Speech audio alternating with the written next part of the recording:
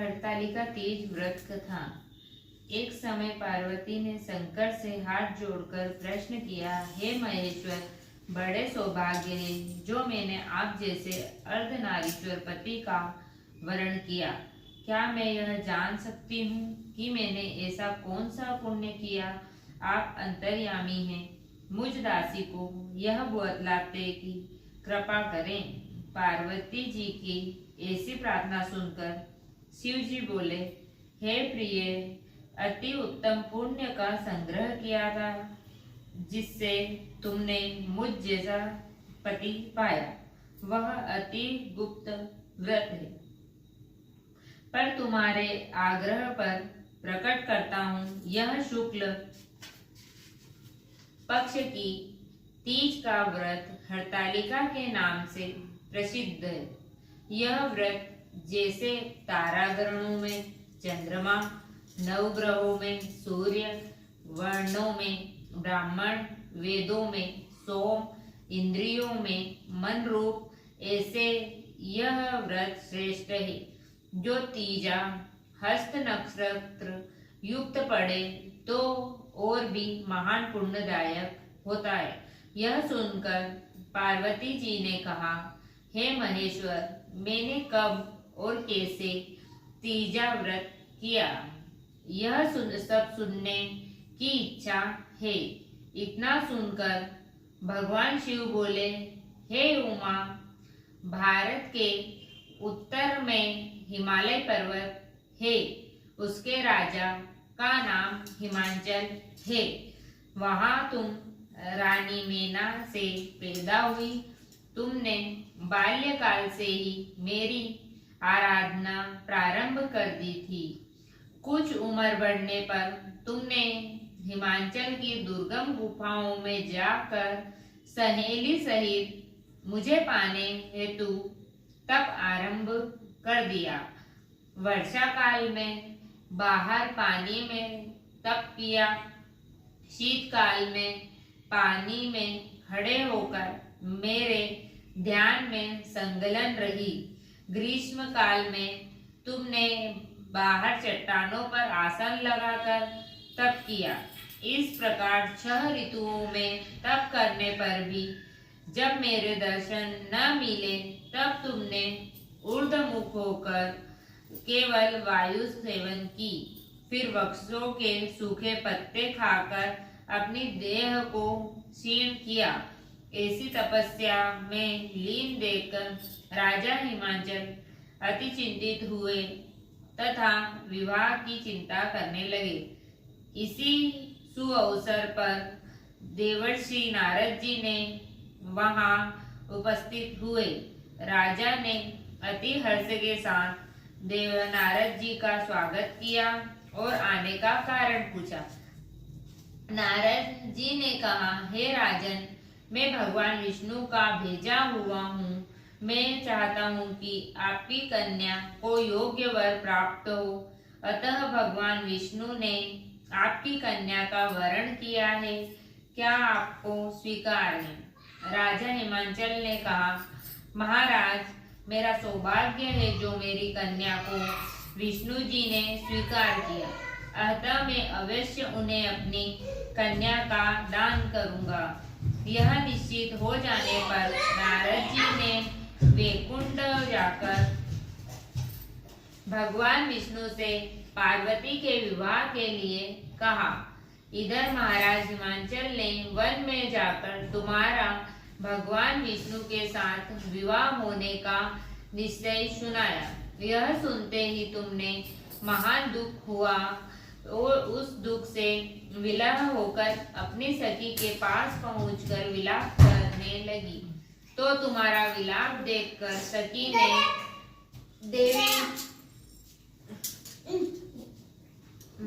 देवी, मैं तुम्हें ऐसी गुफा में ले चलूंगी जहां महाराज भी तुम्हें न पा सकेंगे।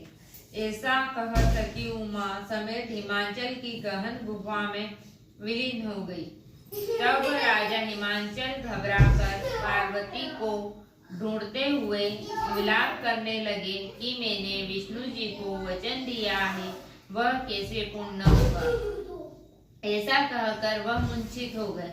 तभी फिर पुरवासियों ने को साथ लेकर तुमको ढूंढने के लिए महाराज निकल पड़े और सोचने लगे कि मेरी कन्या का व्याघ्र खा गया या सर्प ने डस लिया या राक्षस हर के ले गया। उस समय तुम अपनी सहेली के साथ ही गहन गुफा में पहुंची। बिना अन्न जल के मेरे इस व्रत को प्रारंभ करके नदी की बालू की शिव प्रतिमा स्थापित कर विधिवत वन में पुष्प से पूजन करने लगी। उस दिन भाद्र मास तृतीया शुक्ल पक्ष हस्त नक्षत्र था। तुम्हारी पूजा के फल स्वरूप मेरा सिंहासन हिल उठा, तो मैंने तुम्हें दर्शन देकर कहा, हे देवी, मैं तुम्हारे व्रत को पूजन से अति प्रसन्न हूँ। तुम अपनी कामना का मुझसे वर्णन करो। इतना सुन तुमने लज्जित भाव से प्रार्थना की कि आप अंतर्यामी हैं, मेरे मन के भाव आपसे छिपे नहीं हैं, मैं आपको पति रूप में चाहती हूँ। इतना सुन मैं तुम्हें इच्छित वर देकर अंतर ध्यान हो गया। इसके बाद तुम्हारे पिता हिमांचल तुम्हें मंत्रियों सहित ढूंढते ढूंढते नदी तट पर मारे शोक के मूर्छित होकर गिर पड़े। उसी समय तुम मेरी बालू की मूर्ति लेकर विसर्जन हेतु नदी पर पहुंची, तो तुम्हें देखकर हिमांचल अति प्रसन्न होकर बोले उमा इस गहन व्रत वन में चली आई तो अति भयानक है, जहाँ मनुष्य के प्राण संकट में पड़ सकते हैं। हे पुत्री, इस भयंकर वन को त्याग कर अपने घर को प्रस्थान करो। पिता के वचन सुनकर तुमने कहा, हे पिता, आपने मेरा विवाह भगवान विष्णु के साथ स्वीकार कर लिया। इससे मैं इसी वन में रहकर अपने प्राण त्याग दूंगी। ऐसा सुनकर राजा हिमांचल अति दुखी हुए और बोले, हे पुत्री, शोक मत करो, मैं तुम्हारा विवाह कदापि विष्णु के साथ न करूंगा, तो तुम्हें रुचिकर है उन्हीं सदाशिव के साथ करूंगा। तब तुम सखी के साथ नगर में उपस्थित होकर अपनी माता व सहेलियों से मिली। कुछ समय बाद शुभ मुहूर्त में तुम्हारा विवाह वेद विधि के साथ महाराज हिमांचल व रानी मेना ने मेरे साथ करके पुण्य का अर्जन किया। सौभाग्यशाली सहेली ने तुमको हरण करके हिमाचल की गुफा में रख जो मेरा तीजा व्रत किया। इस व्रत का नाम हरतालिका पड़ा और व्रत सब व्रतों को शिरोमणि हुआ। इस व्रत कथा सुन माता पार्वती ने कहा, हे प्रभु, आपसे मिलने की सुखद कथा सुन मुझे प्रसन्नता हुई, पर इस व्रत के करने की विधि व इसका फल मुझे नहीं बताया।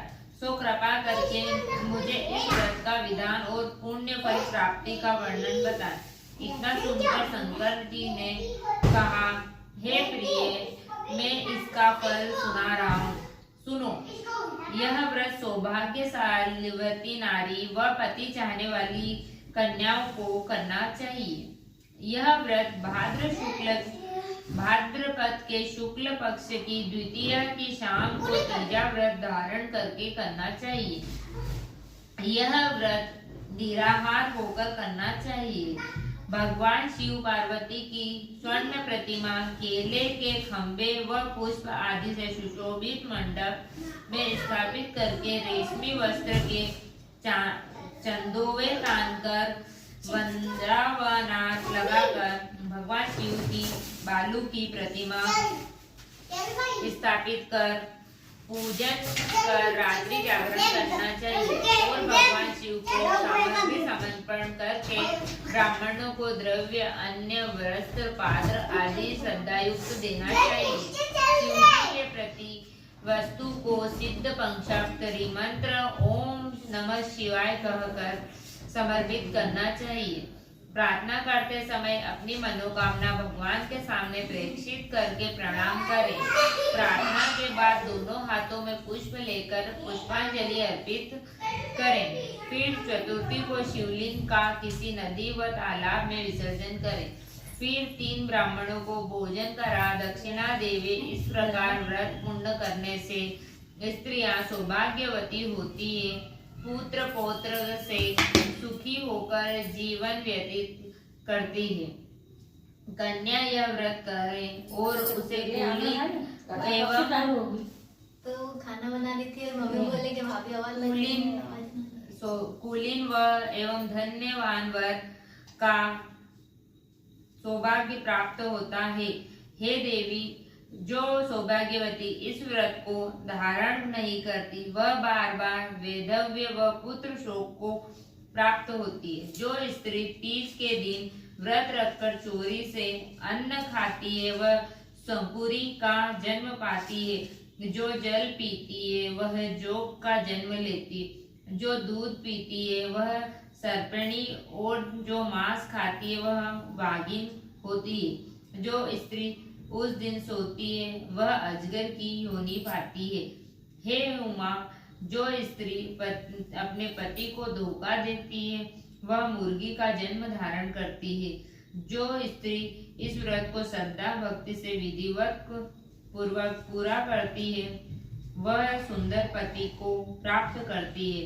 वह दूसरे जन्म में तुम्हारे समान स्वरूपवान होकर इसी संसार में उत्तम सुख भोग करती है। इस व्रत के करने के बाद स्त्रियां शिवलोक में वास करती हैं। ऋषि पंचमी व्रत कथा। एक समय जगत पिता ब्रह्मा जी से राजा शुचिचित बोले, हे पितामह, मुझे ऐसा व्रत बताइए जिससे समस्त पापों का नाश हो। तब ब्रह्मा जी बोले, हे राजन, मैं तुम्हें वह व्रत बताता हूँ जिससे समस्त पाप मिट जाते हैं। वह ऋषि पंचमी का व्रत है जिसके करने से नारी जाति को पाप दूर हो जाते हैं। इसके लिए मैं तुमसे एक पुरातन कथा कहता हूँ। विदर्भ देश के में राजा उत्तक नाम के एक सदाचारी ब्राह्मण रहते थे। उनकी प्रतिव्रता नारी सुशीला से एक पुत्री और एक पुत्र का जन्म हुआ। पुत्र सुभूषण ने वेदों का सांगोपान अध्ययन किया। कन्या को समय अनुसार एक सामान्य कुल में विवाह कर दिया, पर विधि के विधान से वह विधवा हो गई। वह अपने सतीत्व की रक्षा हेतु पिता के घर पर रहने लगी। ब्राह्मण सपरिवार गंगा तट पर कुटी बनाकर बालकों को विद्याध्ययन कराने लगे। एक दिन वह कन्या माता पिता की सेवा करके शिलाखंड पर शयन कर रही थी। रात में उसके शरीर में कीड़े पड़ गए। सुबह जब शिष्यों ने उस कन्या को अचानक इस दशा में देखा तो उसकी माता को निवेदन किया। माता पुत्री की अचानक यह दशा देख नाना प्रकार से विलाप करने लगी और पुत्रों को उठाकर ब्राह्मण के पास लाई।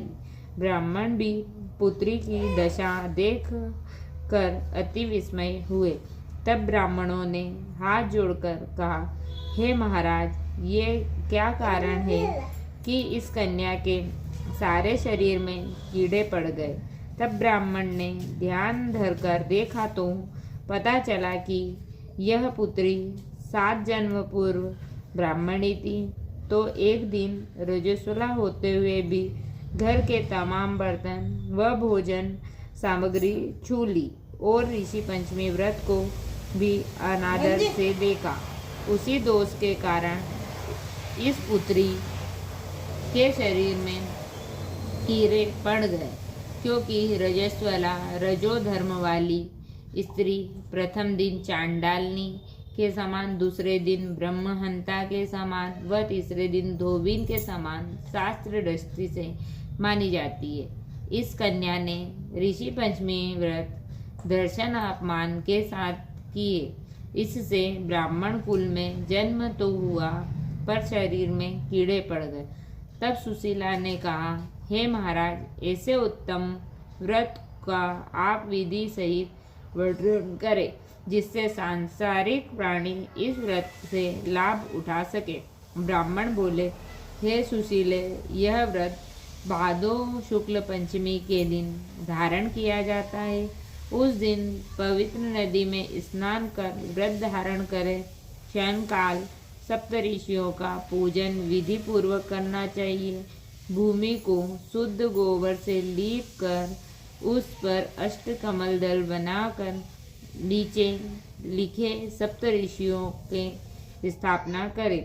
महर्षि कश्यप, अत्रि, भरद्वाज, विश्वामित्र, गौतम, जमदग्नि व विशिष्ट महर्षियों की स्थापना कर आचमन, स्नान, चंदन, पुष्प, धूप, दीप, नैवेद्य आदि से पूजन कर व्रत सफलता की कामना करनी चाहिए।